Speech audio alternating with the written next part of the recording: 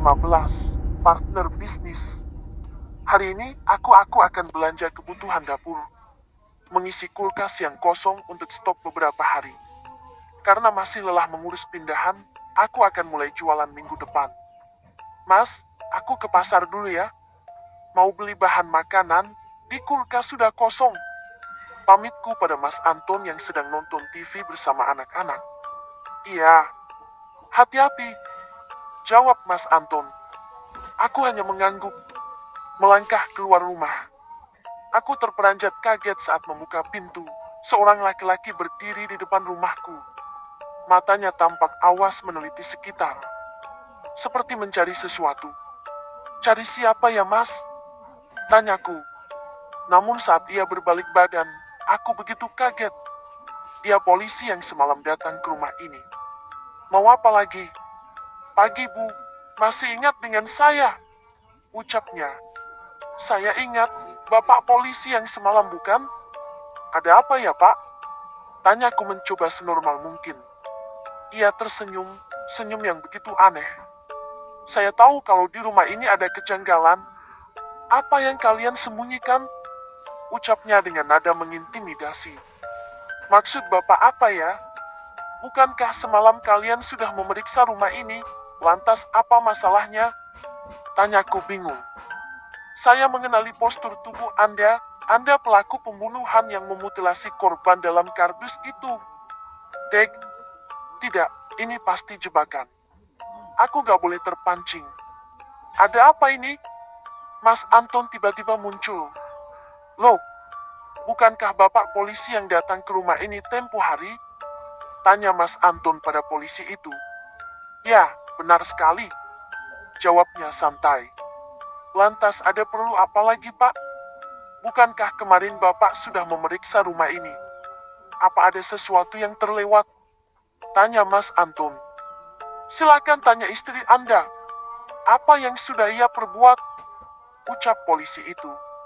Mas Anton melihatku, aku yang sudah sangat ketakutan hanya menunduk. Saya tidak mengerti, kalau ada yang Bapak ketahui. Tolong beritahu saya. Ucap Mas Anton tegas. Istrimu pelaku pembunuhan itu. Ucap polisi. Aku benar-benar dalam masalah. Tamat sudah riwayatku saat ini. Hahaha. Jangan bercanda, Pak. Apa buktinya kalau istri saya pelakunya? Ucap Mas Anton sembari tertawa terbahak-bahak. Saya menemukan bukti di dalam rumah Anda. Kalau boleh saya masuk, saya akan menunjukkan bukti itu. Ucap polisi.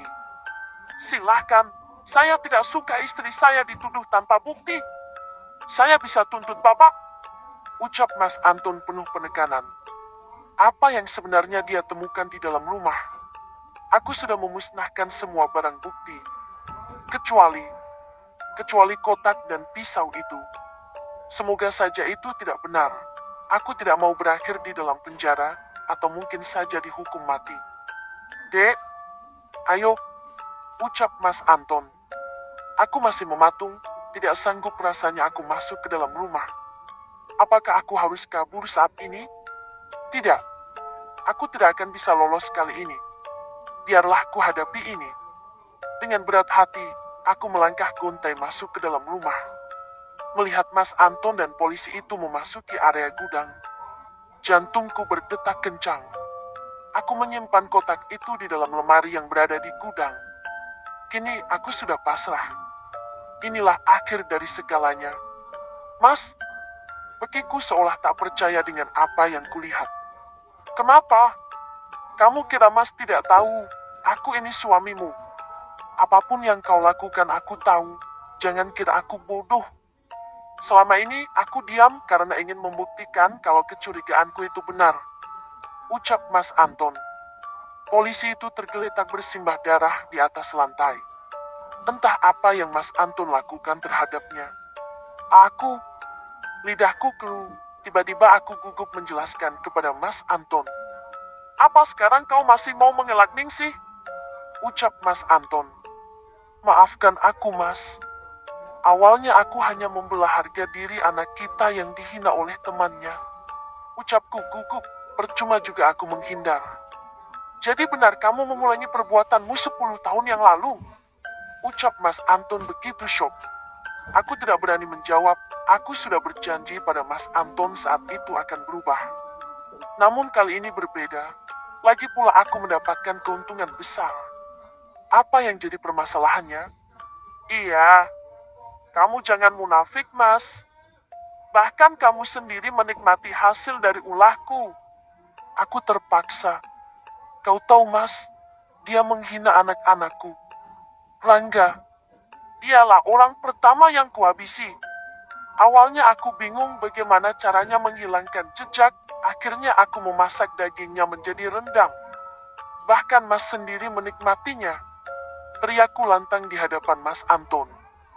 Sekarang terserah kamu. Mau melaporkanku ke kantor polisi? Silakan, Mas. Sambungku. Kamu salah ningsih. Selama ini aku merasa tidak berguna. Kamu seolah menyembunyikan segalanya dariku. Tindakanmu sudah tepat. Aku pun akan melakukan hal yang sama jika seseorang menghina anak-anak di hadapanku. Tapi yang aku kesal, kenapa kamu tidak jujur? Bahkan aku sudah berulang kali bertanya padamu, tapi kau selalu berkelit. Saat kau melarangku dan anak-anak memakan daging rendang waktu itu, aku sudah curiga. Tapi aku mencoba menyelidiki terlebih dulu. Apa kau ingat? Saat aku membersihkan daging yang kau bawa, aku menemukan potongan jari manusia di dalamnya. Sambung Mas Anton.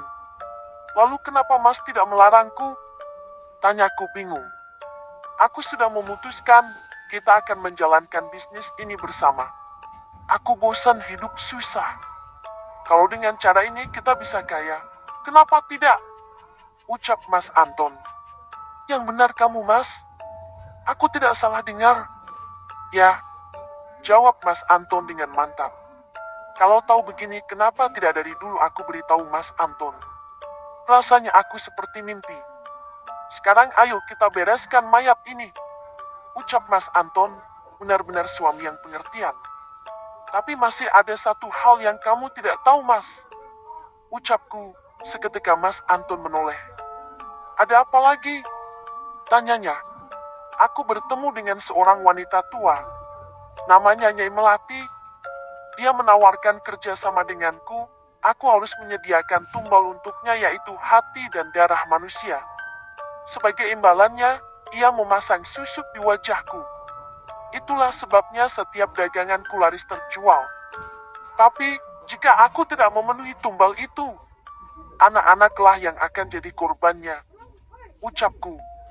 Bagaimana kamu bisa melakukan itu? Masalah ini aku tidak terima. Ucap Mas Anton, sangat terlihat raut kemarahannya. Aku juga menyesal, Mas. Aku akan menemuinya untuk membatalkan perjanjian itu. Ucapku ragu.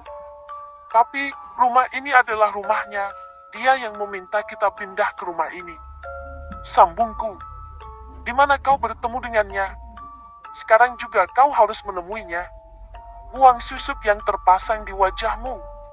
Lalu apa lagi yang ia berikan? Tanya Mas Anton. Ini, jimat pelindung. Aku menunjukkan kain putih yang melingkar di pinggangku. Buka, musnahkan saja. Ujar Mas Anton. Jangan dulu, Mas. Tunggu aku menemuinya. Tapi, apa Mas ingat dengan anak Mbah Sri? Tanyaku pada Mas Anton. Ya, aku ingat. Kenapa? Ucapnya. Wajah Nyai Melati begitu mirip dengan anak Mbah Sri. Itulah sebabnya aku pulang waktu itu. Jelasku. Kalau begitu, kita tanyakan hal ini pada Mbah Sri. Bukankah Mbah Sri bilang anaknya pernah melakukan kesalahan sehingga menyebabkan ia sakit seperti itu?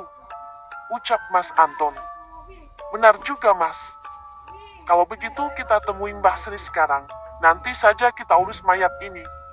Ucapku antusias. Kunci pintunya, Mas. Aku menyuruh Mas Anton mengunci pintu gudang. Oke. Anak-anak di mana, Mas? Tanyaku. Mereka lagi nonton TV, biarkan saja. Ucap Mas Anton. Aku dan Mas Anton segera menuju ke rumah Mbah Sri. Semoga saja ada informasi yang kamu dapatkan. Permisi Mbah. Aku mengetuk pintu beberapa kali. Ceklek. Bu Ningsih, ada apa? Ucap Mbah Sri kala membuka pintu. Boleh kami masuk Mbah? Ada sesuatu yang ingin saya tanyakan pada Mbah. Ucapku.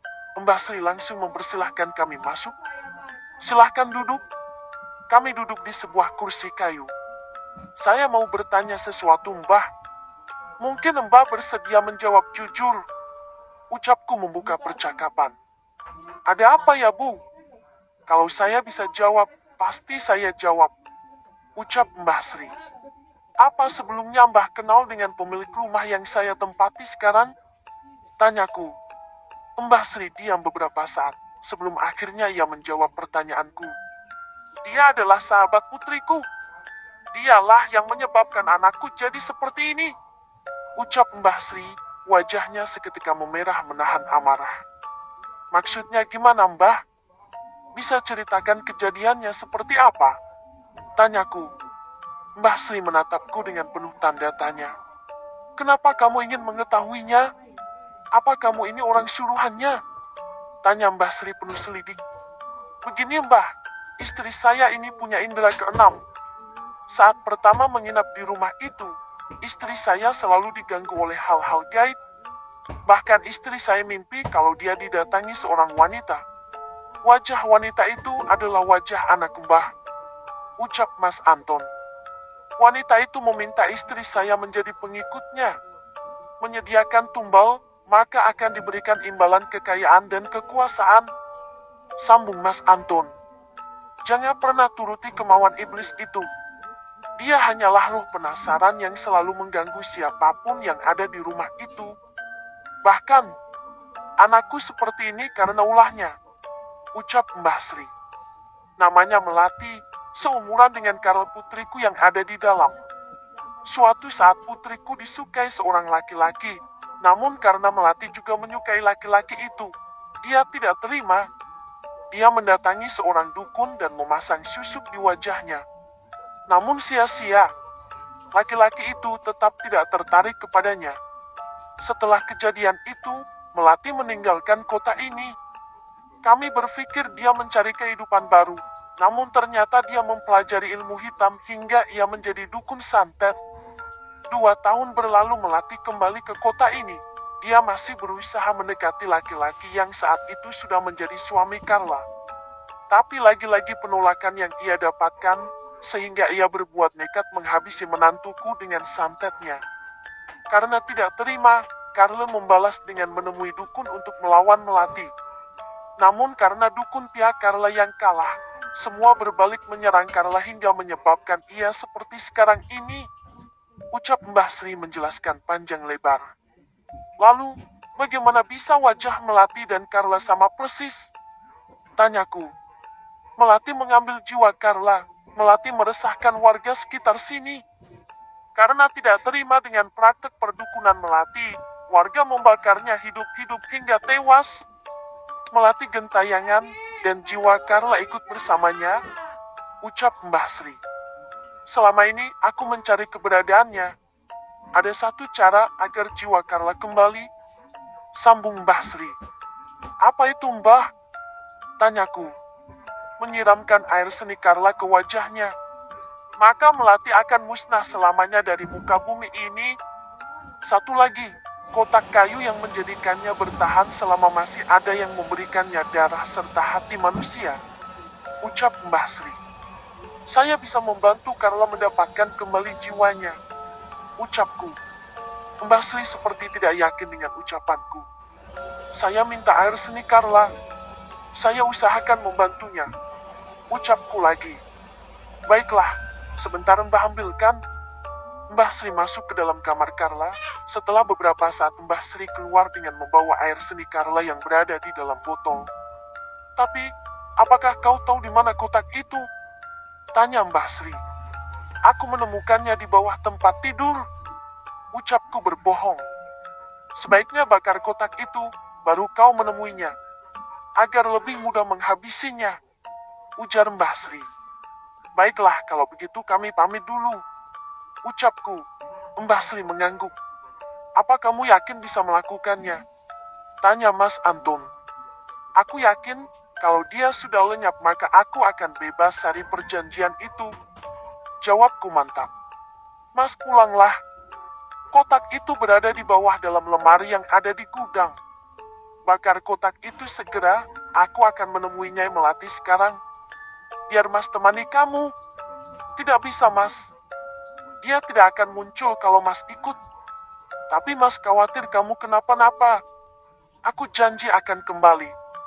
Ucapku meyakinkan Mas Anton. Jangan lupa, bakar kotak itu. Ucapku sambil berlalu.